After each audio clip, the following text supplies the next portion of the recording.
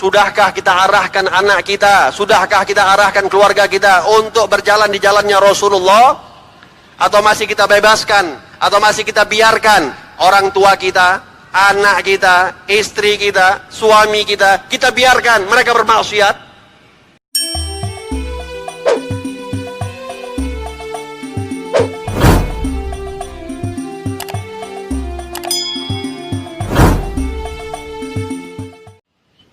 Oleh sebab itu hadirin hadirat yang dirahmati oleh Allah, bagaimana keadaan keluarga kita? Sudahkah kita arahkan anak kita, sudahkah kita arahkan keluarga kita untuk berjalan di jalannya Rasulullah?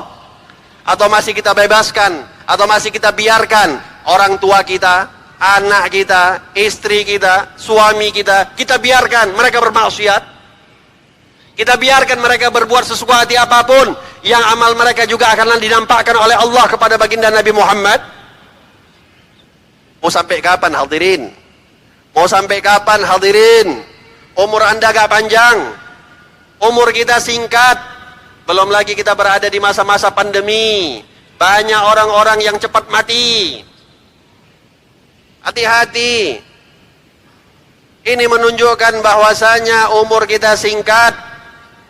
Kalaulah umat-umat Nabi dahulu enak hidup mereka ribuan tahun, 900 tahun, 800 tahun, 700 tahun. Umat Nabi Muhammad nyari yang 100 lebih aja susah minta ampun. Dan setiap hari kita mendapati ada kematian, tapi tidak membuat kita sadar bahwasanya kita pun akan menghadapi kematian tersebut.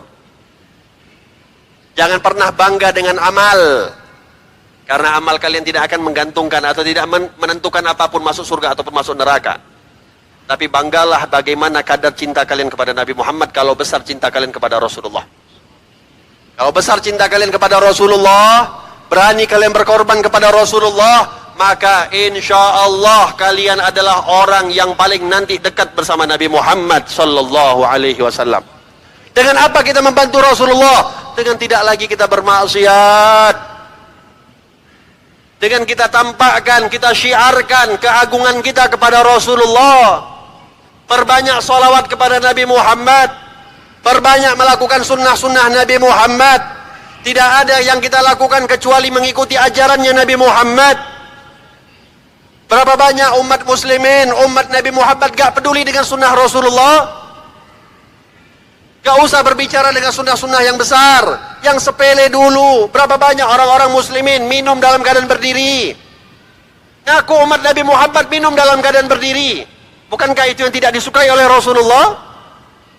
Banyak ngaku umat Nabi Muhammad minum pakai tangan kiri. Banyak orang yang mengaku umat Nabi Muhammad, akan tetapi tidak memperhatikan bagaimana cara dia makan, bagaimana cara dia tidur, bagaimana cara dia berhubungan suami istri. Semua sudah diajarkan oleh Rasulullah. Yang menyakitkan kalaulah dia meninggalkan tersebut karena ketidakketahuannya, akan tetapi yang menyakitkan sudah tidak dia mengetahui akan sunnah Nabi, dia malah mengikuti sunnah-sunnahnya orang kafir. Malah bangga dengan perilakunya orang-orang kafir. Apakah anda berharap nanti bersama orang kafir di yaumil qiyamah? Yang anda ikuti orang kafir, yang anda jadikan idola orang kafir, anda berharap bersama mereka di yaumil qiyamah? Lihat bagaimana zaman penuh fitnah. Kita dapatin sekarang orang dengan cara terang-terangan mengatakan saya mau masuk ke neraka. Kenapa? Bisa ikut dengan artis idolanya. Gak pernah kita dengar ucapan-ucapan ini, tapi terdengar sekarang. Gak pernah ada orang kita mendengar berani mengatakan berani masuk neraka, mau masuk neraka. Tetapi sekarang kita dengar. Biasanya kita memberikan peringatan, ya Allah, jauhkanlah orang-orang daripada api neraka, jauhkanlah orang-orang daripada idola kafirnya. Ini sekarang minta masuk neraka, bisa jumpa dengan orang-orang kafir. Na'udzubillah. Zaman apa kita ini? Berada di zaman semisal apa kita ini? Oleh sebab itu hadirin hadirat yang dirahmati Allah, kalau nggak cepat-cepat kita sadar, kalau nggak cepat-cepat kita balik kepada Allah, nggak cepat-cepat kita sadar berjalan dengan jalan Rasulullah, na'udzubillah, kita khawatir nanti mati dalam keadaan su'ul khatimah. Kalau mati dalam keadaan su'ul khatimah buat apa? Kalau mati dalam keadaan sedang maksiat buat apa? Anda hidup 60 tahun, 70 tahun, 80 tahun, mengumpulkan dunia, rupanya mati dalam keadaan su'ul khatimah. Untuk apa? Tapi bangga, kalau mati di dalam hati kita penuh rasa mahabbah kepada baginda Nabi Muhammad sallallahu alaihi wa ala alihi wasallam. Oleh sebab itu, apapun, walaupun kita sadar, kita sebagai manusia tidak akan mampu untuk menjauhi maksiat secara 100%, betul? Karena memang manusia ini tempatnya salah dan tempatnya lupa. Al-insanu mahalul khata' wa nisyan. Manusia ini tempatnya salah, tempatnya lupa. Tapi ingat, berapa banyak kali pun kalian bermaksiat kepada Allah, Allah tetap akan membukakan pintu taubatnya kepada kita semua. Kapanpun kita bermaksiat kepada Allah, segeralah bertaubat kepada Allah, karena Allah tidak pernah menutup pintu taubatnya selagi kita masih bertaubat kepada Allah Subhanahu wa taala. Oleh sebab itu kita memohon kepada Allah Subhanahu wa taala, mudah-mudahan insyaallah dosa-dosa kita semuanya diampuni oleh Allah Subhanahu wa taala. Jangan sampai ada di antara kita yang wafat kecuali semua dosa kita sudah diampuni oleh Allah Subhanahu wa taala. Minta sama Allah Subhanahu wa taala, taubat kepada Allah Subhanahu wa taala, berharap kepada Allah Subhanahu wa taala. Jangan sampai kita diwafatkan oleh Allah Subhanahu wa taala ada satu dosa kita yang belum kita bertobat dengan dosa tersebut.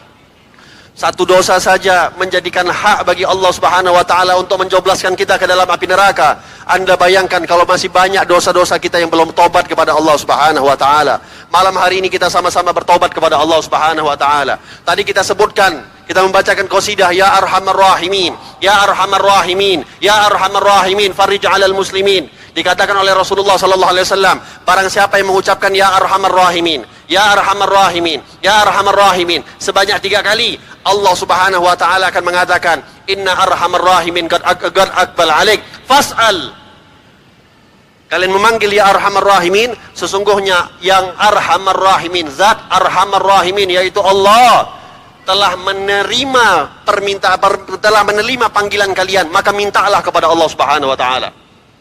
Hadirin, di saat-saat semisal ini banyaknya fitnah, banyaknya musibah, banyaknya cobaan, perbanyak kita mengucapkan ya arhamar rahimin. Mohon kepada Allah Subhanahu wa taala agar segala musibah diangkat semuanya oleh Allah Subhanahu wa taala. Segala penyakit-penyakit yang ada di sekitar kita, wabah-wabah yang ada di sekitar kita, orang-orang yang terkena penyakit tersebut mudah-mudahan insyaallah disembuhkan segera oleh Allah Subhanahu wa taala. Dijauhkan daripada segala mara bahaya oleh Allah Subhanahu wa taala bi barakati ya arhamar rahimin. Sebut ya arhamar rahimin, ya arhamar rahimin, ya arhamar rahimin, ya arhamar rahimin. Sebut ya arhamar rahimin, panggil ya arhamar rahimin. Kita panggil Allah Subhanahu wa taala zat yang arhamar rahimin. Mudah-mudahan insyaallah semua hajat kita dikabulkan oleh Allah Subhanahu wa taala. Tidak keluar kita daripada masjid ini kecuali dosa-dosa kita sudah diampuni oleh Allah Subhanahu wa taala. Dosa besar, dosa kecil, kita harapkan semoga Allah Subhanahu wa taala mengampuni segala dosa-dosa kita. Dimaafkan oleh Allah Subhanahu wa taala segala kesalahan kita dengan berkah ya arhamar rahimin. Dengan kita menyebut ya arhamar rahimin, kita panggil Allah ya arhamar rahimin, ya arhamar rahimin, ya arhamar rahimin.